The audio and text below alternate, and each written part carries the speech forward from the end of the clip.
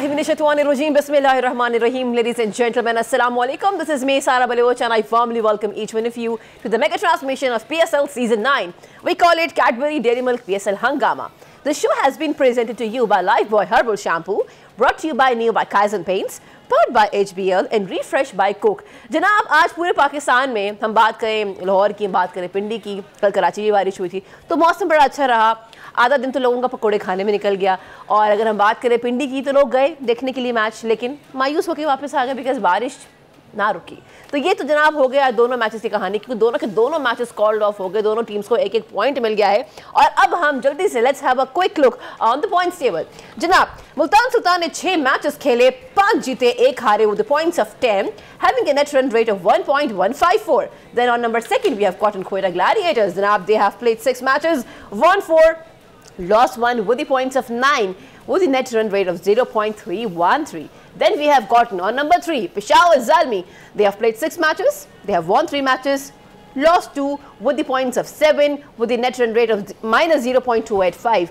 Then we have gotten Islamabad United. Then we have gotten Karachi Kings. And bottom of the table we have gotten Lahore Qalandars. Janab, 7 matches खेले, 6 हारे और 1 point इनको मिल चुका है because of course बारिश हुई थी, एक पॉइंट दोनों को मिलना था। With the net run rate of minus 0.948। ये डिस्कशन तो हो गई हमारी पॉइंट्स टेबल के एतबार से। तो promising team Multan Sultan, then Quetta gladiators, then Peshawar Zalmi और फिर इस्लामाबाद यूनाइटेड।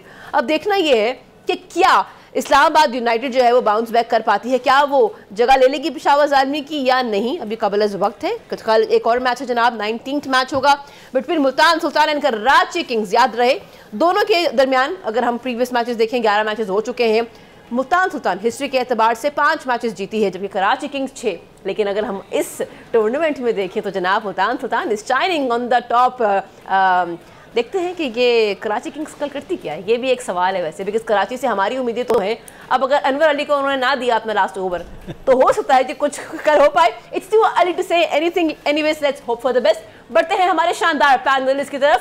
एक तरफ हमें ज्वाइन किया है हमारे फॉर्मर कैप्टन, जी हाँ बात हो रही है सलीम मलिक साहब की। अस्सलाम वालेकुम सर, हाउ आर यू? वालेकुम सारा, कैसी हैं आप? अल्हम्दुलिल्लाह, I am all well. And जब बात होगी अनवर अली की, जब बात करें बॉलिंग अटैक की, तो वी हैव फॉरगॉटन टेस्ट का बहुत बड़ा नाम। जी हाँ, मैं बात कर रही हूँ farmer sensational pacer Abdul Rauf साहब। अस्सलाम वालेकुम जी। वालेकुम सलाम, हाउ आर यू? बिल्कुल ठीक। तो क्या कहते हैं आप जी, आप कल कराची किंग्स एंड मुल्तान सुल्तान का मैच है जनाब। आज तो बारिश का दिन गुजर गया, 11 बज गए, हम दोबारा आगे की डिस्कशन करें। बट कराची किंग्स के लिए कल क्या लायामल, क्या इख्तियार करना चाहिए इनको? देखिए, मेरा ख्याल है कि दोनों मैचेस कराची किंग्स हार चुकी है, और जो मुल्तान के साथ उनका मैच है, मुल्तान अपने सारे मैच आलमोस्ट जीती है। एक मैच शायद पेशावर से वो हारे थे। तो जो मुल्तान की स्ट्रेंथ थी वो उनकी फास्ट बॉलिंग अटैक था, और फास्ट बॉलिंग जो अटैक था उनको लाहौर और जो मुल्तान की कंडीशंस थी ओवरकास्ट, वो बहुत ज़्यादा सपोर्ट कर रही थी। अब सडनली एक चेंज आएगी, वो कराची में जाकर उनको ड्राई पिचेस पर खेलना होगा, जहाँ पे जो स्पिनर्स हैं उनके लिए काफ़ी ज़्यादा हेल्प मौजूद है। तो अब देखें कि अब मुल्तान ने बेसिकली जो पिक्स की हैं अर्ली पार्ट में, उन्होंने मोहम्मद अली को लिया था, तो उन पिचेस के हिसाब से उन्होंने सूट किया उसको। अब कराची के लिए उन्होंने एक फैसल अकरम को उन्होंने ऐड किया, उसके बाद उसामा मीर उनके साथ खेल रहे हैं, और एक अली माजिद है, चाइना मैन स्पिनर है, बहुत अच्छे हैं वो खाने वाल के, उनको भी मेरा ख्याल है कि इन्होंने अपने स्क्वाड में शामिल किया। तो इनकी जो पिक्स हैं, जिस तरह कोयटा की है, उन्होंने उस्मान तारिक को लिया था, स्पिन बॉलिंग डिपार्टमेंट उनका स्ट्रॉन्ग हुआ। तो इस तरह मुल्तान ने भी अपना जो स्पिन बॉलिंग डिपार्टमेंट है वो स्ट्रॉन्ग किया, क्योंकि उनको एज इट पता था कि कराची में मैचेस होने वाले हैं। तो अब देखें कि कराची अपना शेल तोड़ने में कामयाब होती है नहीं, क्योंकि कराची की टीम स्ट्रगल कर रही है। जो उनके स्पेशली जो बॉलिंग यूनिट है वो उसमें डेप्थ नहीं है। जाहिद महमूद को शमसी की जगह पे खिलाया, मगर अब देखें कि वो कंसिस्टेंट परफॉर्म करने में कामयाब होते हैं नहीं। मेरा ख्याल है कि मुल्तान सुल्तान के चांसेस काफ़ी बेहतर। आपको लगता है जहाँ ये बात हो रही है कि कराची स्पिनर्स को हेल्प कर रहा है, हमने देखा मुल्तान और लाहौर की बात करें तो पेसर्स को किया, हम पिंडी को कैसे भूल सकते हैं? आज एक मैच होता, चीज़ें सामने आती, but sir I will come to you also कि जो पिंडी की पिच है वो कैसे, वो किसको फेवर करने वाली है? देखें, जो लास्ट ईयर जो इस ग्राउंड्स में मैचेस हुए थे उसमें तो बहुत बड़े बड़े स्कोर हुए थे। मेरा ख्याल 240 भी चेज़ हुआ था, फिर 260 चेज़ हुआ था। कमाल है। तो ये उस ग्राउंड की खसूसियात है कि वहाँ स्कोर बहुत बड़े बड़े हुए थे।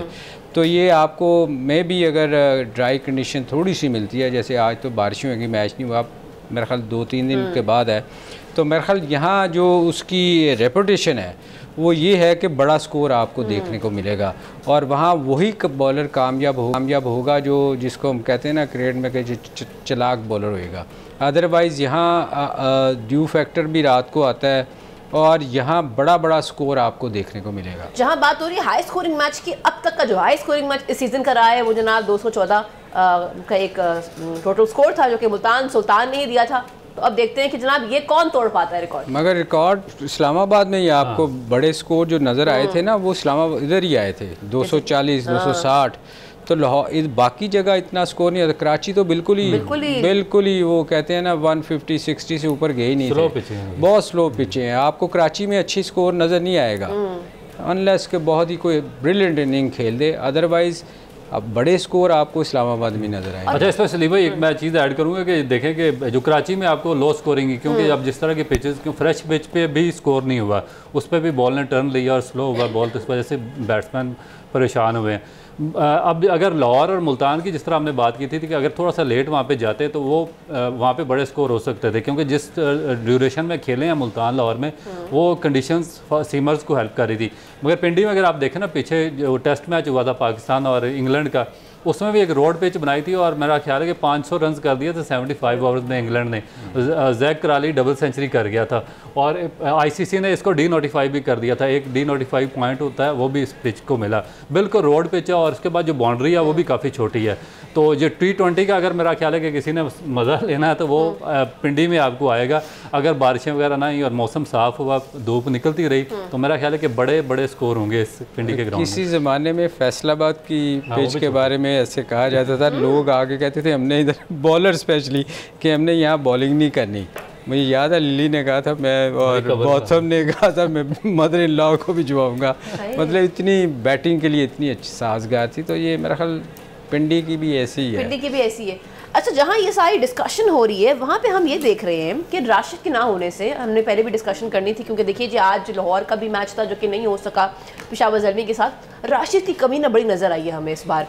बट अगेन राशिद के ना होने से सलमान फयाज या जॉर्ज लिंडे ये अपनी जिम्मेदारी निभा सकते थे। आई कम टू यू, ये भी इम्पैक्ट ना लेके आ सके, क्या ये सिर्फ और सिर्फ राशिद पे ही डिपेंड कर रहे थे?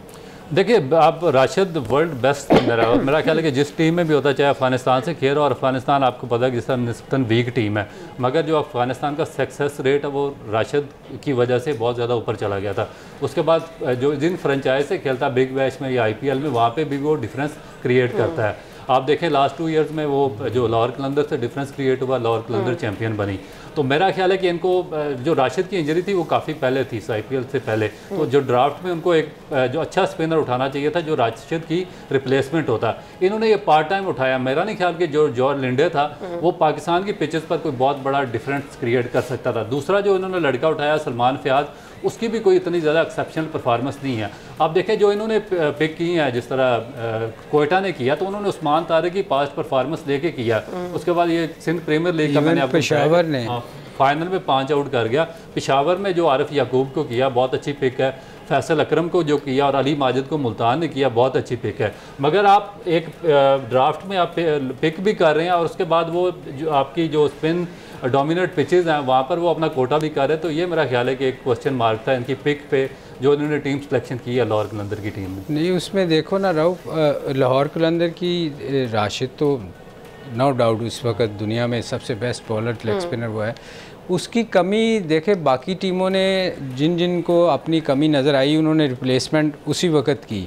मगर लाहौर क्यों पीछे रह गया? क्योंकि लाहौर ने अपने लोगों पे काम ही नहीं किया। वो उसी में फंसे रहे कि हमारे फास्ट बॉलर रऊफ़ और शहीन और बाकी जो फास्ट ज़मान ये तीनों ही हमें मैच जितवाएंगे। ऐसा नहीं होता। आपको उसी टाइम नज़र आ जाना चाहिए था कि रऊफ़ की परफॉर्मेंस पिछले 2 साल से अच्छी नहीं है। शहीन को खुद रियलाइज़ करना चाहिए था कि मैं खुद अच्छी बॉलिंग नहीं कर रहा। ज़मान तो उन सबसे बुरी बॉलिंग कर रहा था कि नया बॉल उससे होता ही नहीं है। तो बाकी टीमों ने चेंज की, लाहौर कलंदर उधर ही फंसा रहा। उसने कहा कि हम इन्हीं से जीतेंगे, हम पठान हैं, हम इधर से ही शुरू करेगा। वो एक चीज़ में फंस गया और वो देखें कहाँ बॉटम पे चली गई। ये चीज़ें मैनेजमेंट को भी सोचनी चाहिए थी। अच्छा, जहाँ ये बात हो रही है वहाँ ये बात डेफिनेटली बनती है, you evolve with the time. आप एक ही स्क्वाड के साथ नहीं रह सकते, आपको देखना है कि हमारे लिए कॉम्बिनेशन क्या बेहतर रहेगा। अगर राशिद नहीं है तो उसकी जिम्मेदारी कौन निभा सकता है? जैसे कि रऊफ साहब ने कहा कि Linde should not have been the inclusion, कोई और होनी चाहिए थी। वो कौन होनी चाहिए थी? ये ब्रेक से वापस आते हैं पूछते हैं कि अगर लिंडे ना होते तो कौन होते?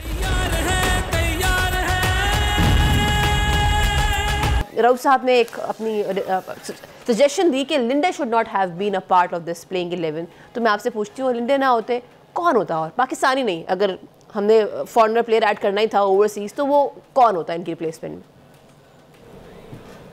देखिए फॉरेनर का तो मैं नहीं कह सकता कि कौन हो सकता है, मगर ये पाकिस्तान में रिप्लेसमेंट उसकी यही होनी थी ना? जो इनके पास ऑप्शंस थी पाकिस्तान में काफ़ी थे, क्योंकि इनको वर्कआउट पाकिस्तान के डोमेस्टिक पे करना चाहिए था, क्योंकि फॉरेन से आके प्लेयर आपको यहाँ पर मैचेस नहीं जितवा सकते, जो स्पिनर्स हैं स्पेशली।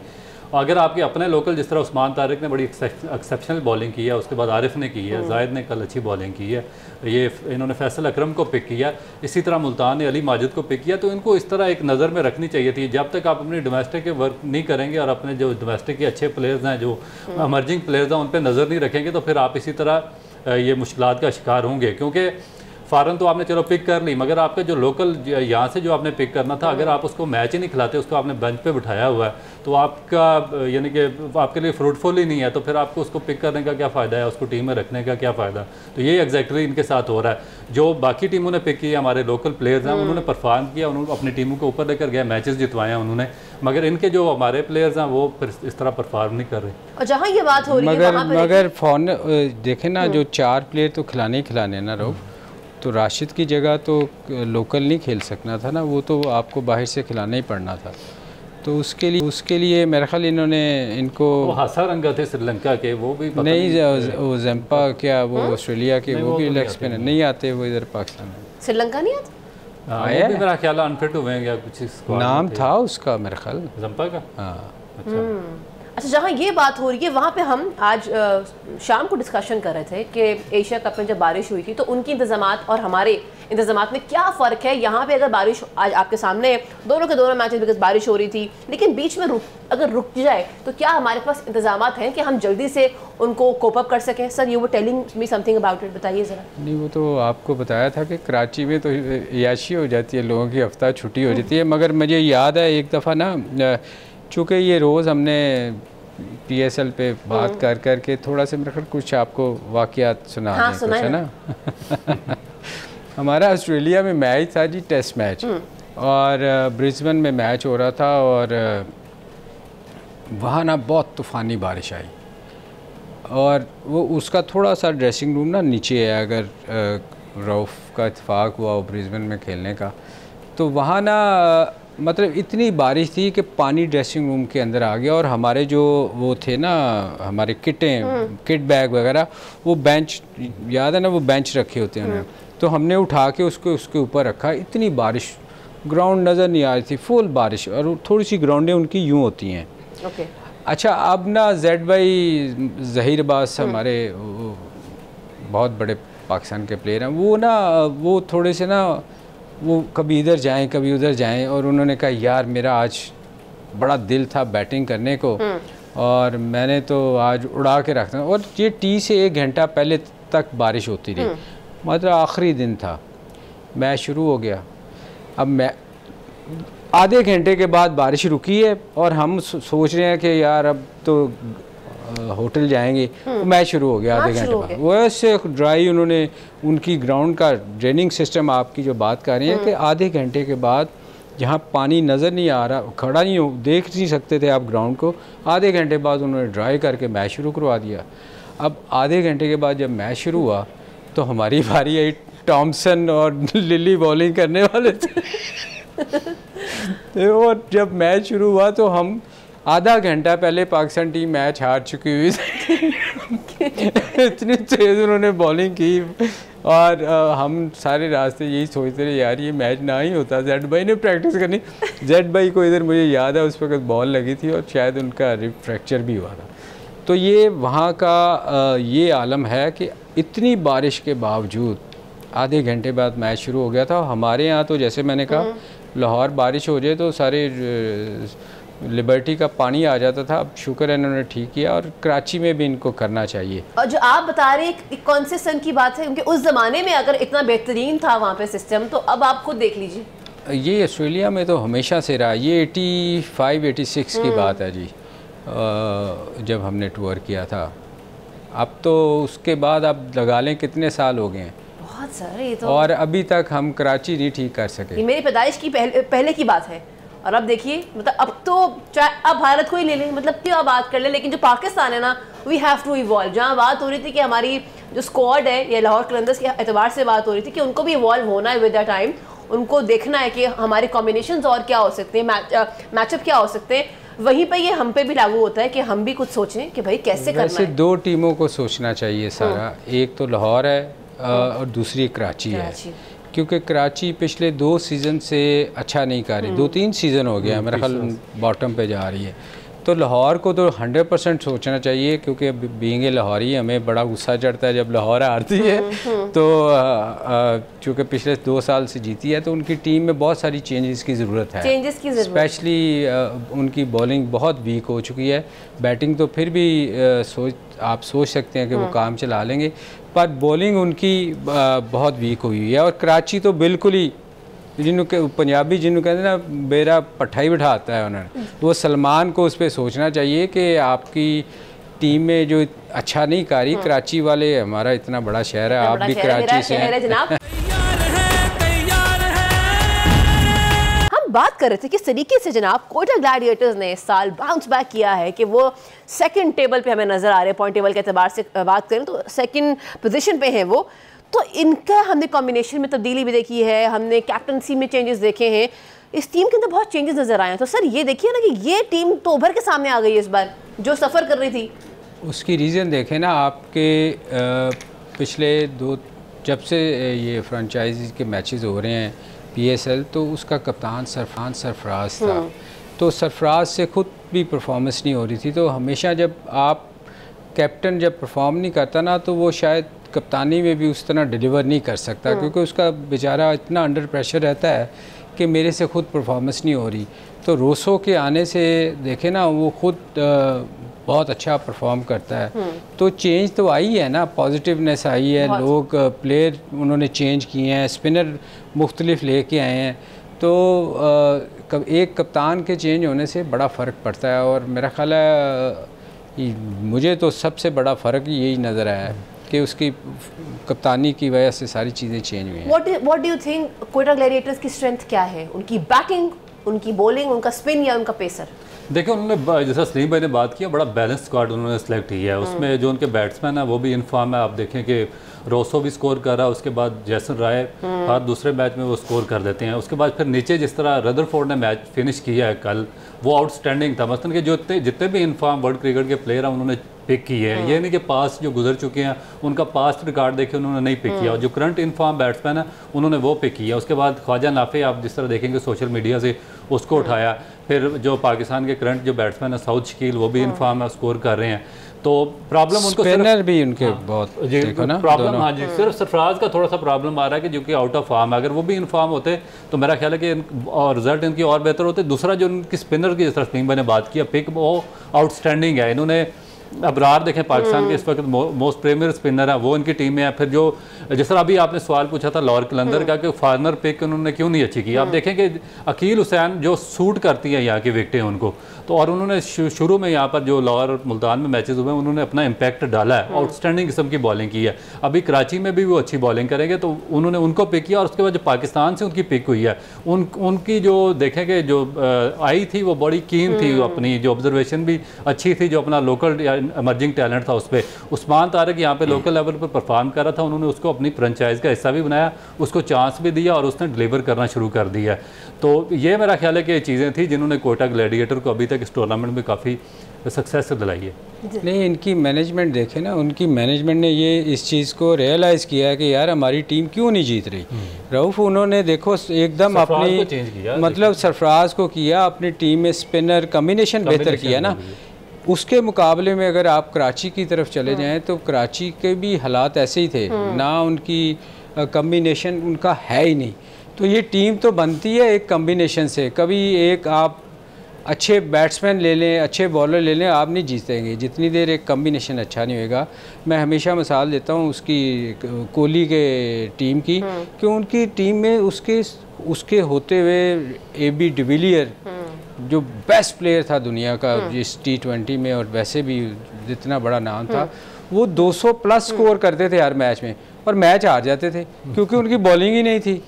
तो यही हाल लाहौर कलंदर का था। आपको याद है मैंने शुरू में भी कहा था कि लाहौर कलंदर जितना भी ये मैच नहीं जीतेगी, उसकी रीज़न ये है कि उनकी बॉलिंग ही नहीं है। तो जब आपकी बॉलिंग डिफेंड ही नहीं कर सकेगी तो आप किस तरह मैच जीत सकते हैं? आपकी बॉलिंग का होना बहुत ज़रूरी है। सर, आपने डिस्कशन की, जिक्र किया अजीम खिलाड़ी, तो जहां अजीम खिलाड़ी की बात हो रही है वहां पे I have gotten something to discuss. और अगर हम बात करें वेस्ट इंडीज़ के दो बड़े प्रोमिनेंट खिलाड़ी, जनाब विव रिचर्ड की बात करें या बात करें गैरी सोबर की, sir you have seen their innings. अगर आज के दौर में होते, बिकॉज उस दौर में तो T20 था ही नहीं ना, अगर ये आज के दौर में होते, इनका क्या स्ट्राइक रेट होता है, इनकी क्या इनिंग्स होती, और क्या आज की अगर हम बात करें भारत की या पाकिस्तान की, कोई ऐसा खिलाड़ी है जो कहीं इनके आसपास हो कहीं? वैसे अच्छा ये सवाल है। आपने जैसे आपने कहा ना कि मैं उस वक़्त पिछले कोई सवाल हो रहा था कि मैं बहुत छोटी थी उस वक्त, 85 था ना। तो शुक्र है हमें भी कहने का मौका मिला। गैरी सोबर को मैंने नहीं देखा खेलते हुए। मैं उस वक्त बहुत छोटा था, ये था ही नहीं शायद। तो जैसे आपने कहा था ना, तो शुक्र है हमें भी मौका मिल गया। मगर सर गैरी सोबर बहुत बड़ा नाम था दुनिया में, और उनकी इनिंग्स मैंने वीडियो में देखी हैं, वायरल हुई थी। एक 6 छक्के सबसे पहले उन्होंने मारे हुए हैं, जो कि उस वक़्त कोई सोच नहीं सकता था ना। उस वक़्त की क्रिकेट में तो बंदे वो कहते ना भंग पी के आते सो जाते थे, 3-3 दिन बारी लेते थे, स्कोर करते थे। अच्छा। मगर वो बंदा उस वक़्त उसने काउंटी मैच में 6 छक्के मारे थे और बड़ा तेज़ खेलते थे और बड़ा खूबसूरत प्लेयर था, जो हम अपने सीनियर से सुनते रहे हैं उनके बारे में। विव के साथ मैं खेला हूँ, इसलिए विव का जो प्लेयर था वो मेरा ख्याल है उससे बड़ा प्लेयर शायद ही हमने देखा हो। रॉब भी ने भी देखा है उनको खेलते हुए, और वो आजकल की क्रिकेट में अगर होता ना जी, तो वो तो ठुड्डे मार के छिक्के मारता, क्योंकि वो मेलबर्न की ग्राउंड में जो 100 गज की बाउंड्री में लोगों में क्राउड में छिक्का मारता था और क्राउड में गिरता था, मतलब 110-20 गज का छिक्का मारता था। तो आजकल तो टॉप एज लगती है, एज लगाया और छिक्का हो गया। तो वो तो उसने तो, मैंने आपको उस दिन भी कहा था, विव की कोई बात आपने सवाल किया था कि विव तो फास्ट बॉलरों को मैंने भागते हुए देखा हुआ उसको बॉलिंग करते हुए। इवन हमारे स्कीपर भी कई दफ़ा कहते थे यार ये बड़ा पागल है, ये तो आगे से पुल मार देता है। तो लोगों को फास्ट बॉलर्स को उससे घबराते हुए देखा है। तो ये दो बड़े ऐसे नाम थे। वैसे तो दुनिया में बहुत सारे प्लेयर उस वक़्त के गुजरे हैं, जो न्यूजीलैंड के जो भी आप नाम ले रहे थे, मार्टिन क्रो, क्या बात है, क्या प्लेयर था वो। और बहुत सारे प्लेयर ऐसे गुजरे हैं जैसे बॉथम टाइप थे, जो तेज़ खेलते थे, मारते थे, छक्के भी मारते थे, बॉलर तो था ही। तो बहुत सारे प्लेयर ऐसे गुजरे हैं जिनका आप जिक्र कर सकते हैं। अगर आज की क्रिकेट में होते 50 गज वाली में, तो बहुत, मैं कहता हूँ आपको मज़ा आता देख। और जहाँ बात हो रही है विव रिचर्ड की, उन्होंने अपना जो है ना बड़ा अच्छा एक्सप्रेशन जो है ना वो पुटअप किया है रिगार्डिंग उस्मान तारिक की इनिंग, कि भाई क्या शानदार इनिंग्स है। तो देखिए ना रऊ जी, जब कोई खिलाड़ी अच्छा खेलता है तो दुनिया में बात होती है उसके ऊपर। देखिए मेरा ख्याल है कि जिस तरह उन्होंने बात की है कि विव रिचर्ड एक आउटस्टैंडिंग बैट्समैन थे, और मेरा ख्याल है कि जिसने विव रिचर्ड को क्रिकेट खेलते हुए देखा है, उसके बाद वो किसी से भी उस जनरेशन के किसी भी आदमी से पूछें जिसने विव रिचर्ड को देखा, तो वो उससे आप पूछेंगे आपका फेवरेट बैट्समैन कौन है, तो वो स्ट्रेट अवे यही नाम लेगा, विव रिचर्ड। क्योंकि जिसने उनको देखा वो किसी और का नाम ले ही नहीं सकता। ये एक वो बहुत एक लेजेंड था अपनी तरह का, एक आप उसको कह सकती हैं किंग ऑफ क्रिकेट, वो जेन्युइनली वही थे विव रिचर्ड। और दूसरी तरफ गैरी सोबर्स की सलीम भाई ने बात की है, आउटस्टैंडिंग प्लेयर। देखिए मैं अभी स्टैट्स उनके देख रहा, 28,000 रन फर्स्ट क्लास क्रिकेट में, 8,000 रन उनके टेस्ट क्रिकेट में, और 258 विकेटें टेस्ट क्रिकेट में। मेरा ख्याल है कि एक मैसिव रिकॉर्ड है। उस ज़माने में शायद कोई सोच भी नहीं सकता था कि इतना बड़ा ये रिकॉर्ड ही अचीव कर सकता है। उनके बारे में ये जो कहते हैं कि वो ना स्पिन भी कर लेते थे सर गैरी सोबर, और मीडियम पेसर भी करते थे। अच्छा ये क्लास थी, कमाल है, दोनों चीज़ें करते थे। अच्छा जहाँ ये बात हो रही है वहाँ पे, बिकॉज यू बॉलर ऑल्सो, तो आप जब क्रिकेट की दुनिया में आए तो आप किसको देख के आइडियलाइज किया करते थे? देखिए, जब हम बचपन में उस वक्त जब स्टार्ट किया था तो 4 जो वर्ल्ड के टॉप ऑलराउंडर थे उनका आपस में कंपटीशन था। उसमें इमरान खान थे पाकिस्तान से, कपिल देव इंडिया से थे, आयन बोथम थे इंग्लैंड से और सर रिचर्ड हैडली थे न्यूजीलैंड से। तो इनका बड़ा आपस में कंटेस्ट होता था, बड़ा हेल्थी कंपटीशन होता था कि कौन ज़्यादा विकेट लेगा, कौन ज़्यादा स्कोर करेगा।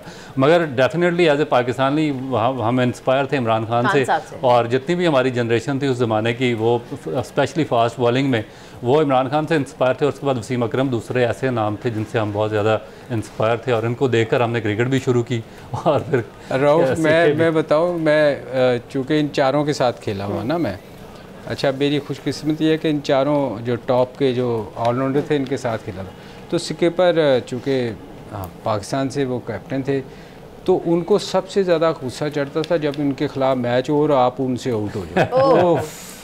आपकी कमबख्ती है, फिर आप छुपते फिरते थे इससे मैं आउट गया। खासकर इंडिया में कपिल देव से आउट, कपिल देव, रिचर्ड और बोथम से अगर कोई आउट हो गया ना, तो वो बड़ी लगती थी उनकी। अगर उन्होंने आउट किया है ना तो इनकी कोशिश होती थी कि मैं इनसे ज़्यादा आउट करूं। अगर उन्होंने स्कोर किया है तो इनकी कोशिश होती थी मैं उससे ज़्यादा स्कोर करूं। अगर कोई आउट हो गया उनसे, वो तो छुपता था भी। अच्छा, इनका एक मैं ऐड कर दूं, इनके ना आपस में बड़ा क्लोज कॉन्टेस्ट है। विकेटों में भी 300 प्लस विकेटें थी इनकी आपस में सबकी, और उसके बाद जो रन्स थे इनके 4-4, 5-5 हज़ार इसके इन बिटवीन थे ये चारों। अच्छा, और एक मजे की बात और रऊफ, ये आपस में बड़ी गप्पे मारते थे, और हम में से कोई गप्पे मारे तो उसको डांट पड़ती थी। अच्छा, ये जो डिस्कशन हो रही है ना, मेरा बिल्कुल भी दिल नहीं चाह रहा कि ये ख़त्म हो, बल्कि जब तक PSL सीज़न 9 जो है ना वो हम ट्रांसमिशन करते रहेंगे, रोज़ हम ना ऑल टाइम्स फेवरेट की डिस्कशन होती रहेगी। बिकॉज सर मैं बहुत कुछ सीख रही हूँ, लोग बहुत कुछ सुन रहे होंगे, तो हम कहीं किसी जोन में जा चुके हैं। एनीवेज हम इसको मेंटेन रखेंगे। कल आपसे मुलाकात होगी। कल 19th नंबर ऑफ मैच है between Karachi kings and Multan Sultan. अब देखना ये कि कराची किंग्स कल उभर के सामने आता है या मुल्तान सुल्तान जो है ना वो कल भी बाजी ले जाता है। On this note gentleman, thank you so much for being here on the show. आप लोगों का बहुत शुक्रिया। अपना फीडबैक ज़रूर दीजिएगा। You can go to my Instagram which is Sara Baloch official. सवाल भेज सकते हैं, फीडबैक दे सकते हैं। आज के लिए इतना ही। जाते जाते पाकिस्तान जिंदाबाद।